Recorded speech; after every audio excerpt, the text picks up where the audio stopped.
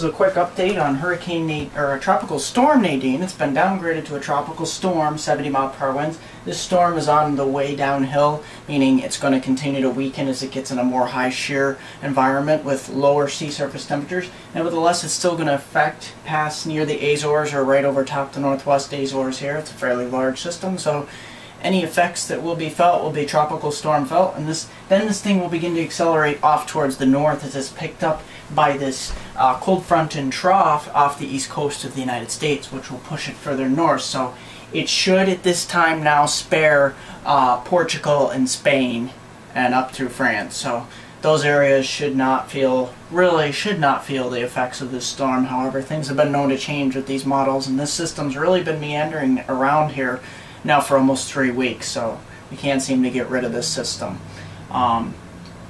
That's it for the rest of the tropics. Let's take a look at the lower 48. We've got cold front across the southeast here, and that has prompted a tornado watch. Tornado watch extending from Atlanta, Georgia on up to the Tennessee border, extending south across the rest of Georgia. Right now we don't have any warnings. No warnings at all. This is mainly heavy rain. Although I don't see many flash flood watches either. So the system has kind of lost some of its punch that it had when it was back in Texas and Louisiana yesterday and the day before. But nevertheless, this system is going to ride up towards the northeast. We do have a cold front dropping down across the northern plains, which has prompted red flag warnings and high wind warnings because the air is really going to dry out across this area. So beware of that. We also have a cold front dropping down across the northwest United States and a warm front pushing through Montana, bringing even more dry air. This is going to be another dry front for the northwest. The northwest just can't seem to get any moisture whatsoever this year. It's been a very dry year for Seattle, Portland, Eugene, down to Los Angeles, San Francisco. Very dry. So that's it for the west. And let's take a look at the NAM precipitation model, showing this system bringing moisture, very classic comma shape. But this system is not going to phase together with this northern system, so it's not going to become super energized and become this mega blockbuster nor'easter with torrential rains and gusty winds coming in from the northeast. This system's going to be fairly tame as it moves up. There will be some bouts of heavier rain, but that's about it.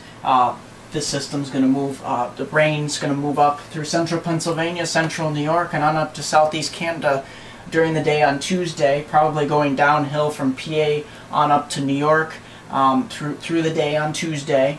And then Wednesday we have scattered thunderstorms as New York and Pennsylvania, New Jersey, and New England states get into the warm sector of the storm, where we might actually see highs in the 70s in parts of the northeast, from New York, Pennsylvania, on up into southern New England, over to Boston, down to Atlantic City, and over to Washington, D.C., possibly mid to high 70s for Wednesday, before this cold front drops down and really starts to cool us off.